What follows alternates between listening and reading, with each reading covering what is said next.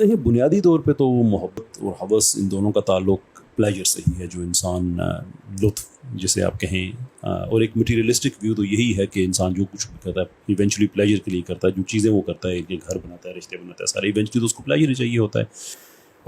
So that is one thing.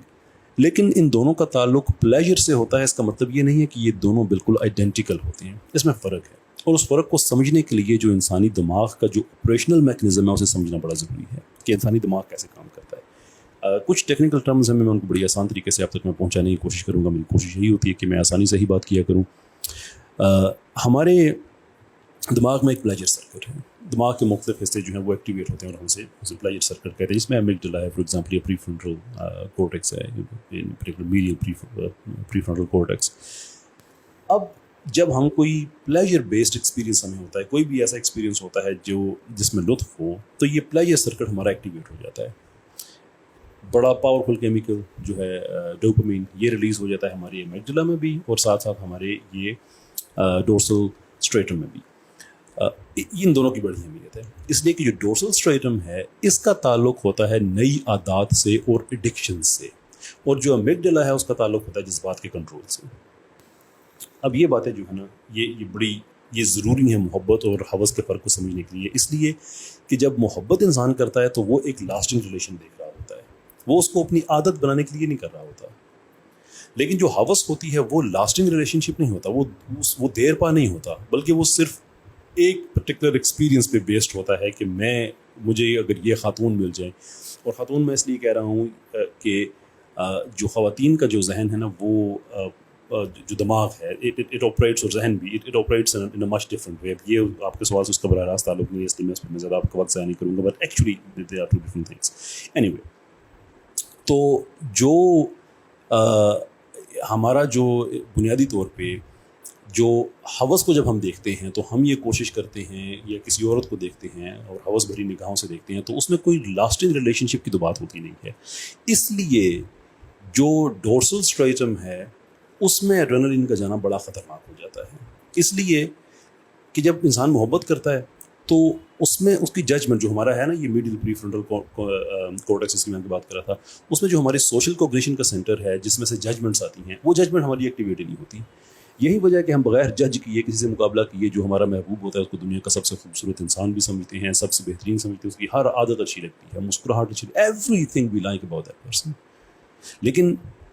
जो हमारी judgement है वो एक्टिवेट होती है जब हम हवस की तरफ जाते हैं, और यही ख़तरनाक चीज़ है वो, इसलिए कि जजमेंट जब हम करेंगे तो फिर बार बार करेंगे, यानी कि खूब से खूब दर की जस्तजू करेंगे, और हर दफ़ा जब हमारा प्लेजर सर्किट एक्टिवेट होता है तो जो डोपामिन है वो साथ जा रही होती है हमारे डोर्सल स्ट्रेटम में। इसका मतलब यह है कि जो एडिक्शन और आदतें नई बनाने की जो हमारा जो जहाँ से जो कंट्रोल होता है, वहाँ उसको हम बार बार एक्टिवेट कर रहे हैं। और यही वजह है कि जो हवस वाला इंसान होता है वो कभी भी, जिसे हम पंजाबी में कहते हैं ना, नहीं रचता,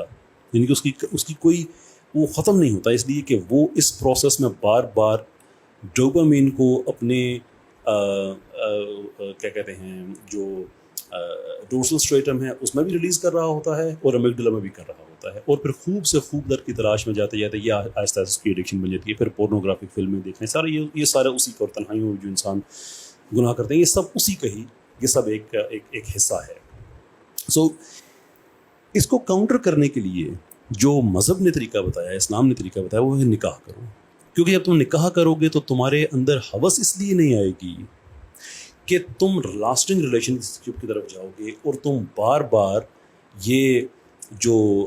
डोपामिन का रश है ये बार बार तुम्हारे डोर्सल स्ट्रेटम में भी नहीं जाएगा, और ये बार बार तुम्हारे जजमेंट के हवाले से तुम्हारे एमिगडाला में भी नहीं जाएगा। लास्टिंग रिलेशनशिप तुम्हारा रहेगा।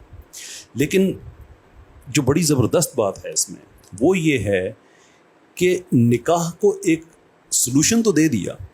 लेकिन साथ साथ निकाह को भी प्रोटेक्ट किया अल्लाह ताला ने। सूरह निसा में अल्लाह ताला ने मना किया है कि निकाह शहवत की वजह से नहीं करना,